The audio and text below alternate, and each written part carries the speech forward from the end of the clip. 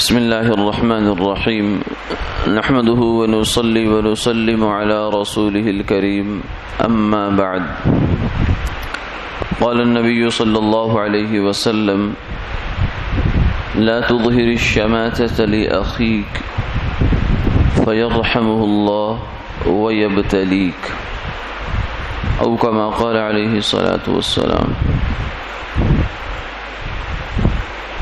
حضور نبی کریم صلی اللہ علیہ وسلم نے ارشاد فرمایا کہ تم اپنے بھائی کی مصیبت پر خوشی کا اظہار مت کرو، ایسا نہ ہو کہ اللہ اسے تو عافیت سے نواز دیں اور تمہیں مبتلا کر دے۔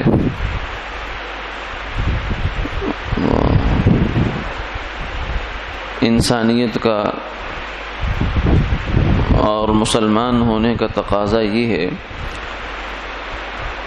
کہ مسلمان دوسرے مسلمان کا بھلا سوچے۔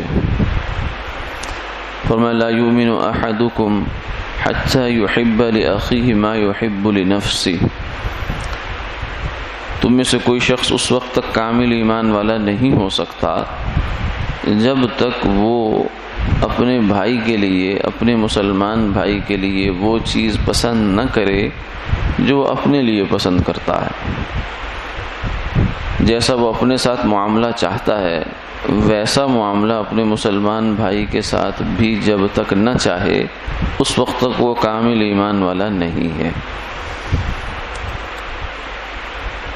تو اصل طریقہ تو یہ ہے۔ اور پھر اگر خدا نخواستہ کبھی ایسی نوبت آ جائے کہ اس کے بھائی کے اوپر کوئی آفت، کوئی مصیبت، کوئی تنگی، کوئی پریشانی کسی بھی قسم کی آ جائے، چاہے وہ سگا بھائی ہے، چاہے وہ مسلمان بھائی ہے، پڑوسی ہے، رشتہ دار ہے، تو ایسے موقع پر ایک مسلمان کا فرض یہ بنتا ہے کہ وہ اس کی مدد کرے، اس کی خیر خواہی کرے، اس کو تسلی کے کلمات اس کے سامنے بولے جس سے اس کی پریشانی کم ہو جائے، اس کی مصیبت ہلکی ہو جائے، اس کی بیماری میں اس کو کچھ تھوڑی سی جو ہے وہ اطمینان محسوس ہو۔ تو اصل تو مسلمان کا فریضہ یہ بنتا ہے، لیکن بعض دفعہ آدمی اپنی اس اخلاقی ذمہ داری سے سبکدوش ہو جاتا ہے اور بلکہ وہ نیچے گر جاتا ہے، ایک گھٹیا جذبے کا شکار ہو جاتا ہے۔ وہ گھٹیا جذبہ کیا ہے؟ وہ یہ ہے کہ وہ مسلمان بھائی کو مصیبت میں مبتلا دیکھ کر خوشی کا اظہار کرتا ہے، جو کہ اصل میں شیطانی جذبہ ہے۔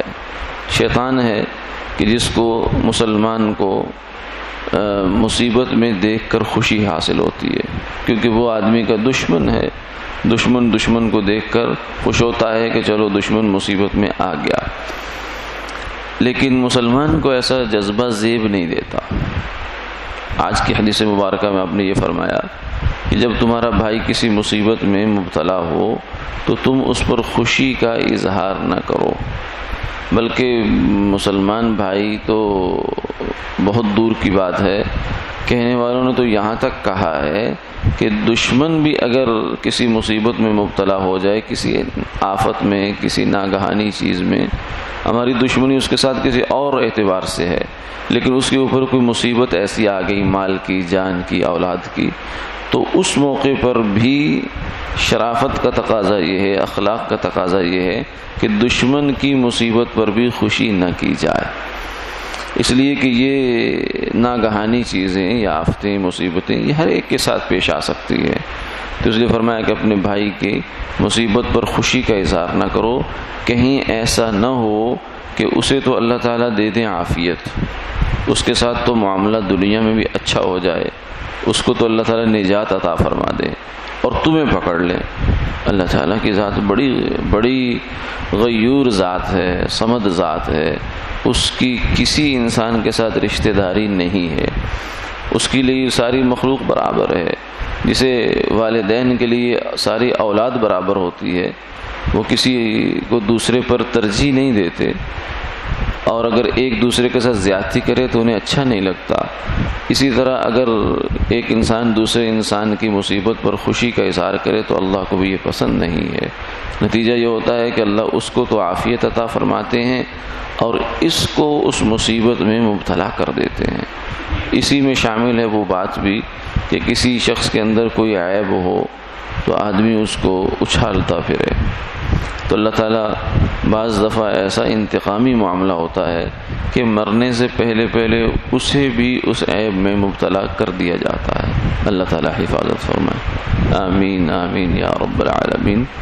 اللہم صلی علی سیدنا و مولانا محمد وعلی آل محمد کما صلیت علی ابراہیم وعلی آل ابراہیم انکا حمید مجید.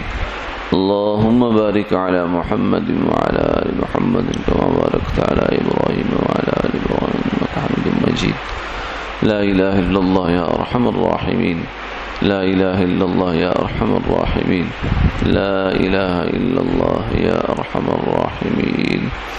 یا حی یا قیوم یا ذا الجلال والاکرام بیدک الخیر انک علی کل شیء قدیر.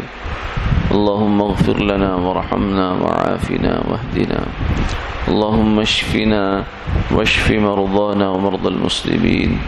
اللهم إنا نسألك نفسا بك مطمئنة. اللهم ألف بين قلوبنا وأصلح ذات بيننا واهدنا سبل السلام ونجنا من القوم الظالمين. اللهم اجعل أول هذا النهار صلاحا وأوسطه فلاحا وآخره نجاحا. نسألك خير الدنيا والآخرة يا أرحم الراحمين. وصلى الله تعالى على خير خلقه محمد وعلى آله وصحبه أجمعين برحمته.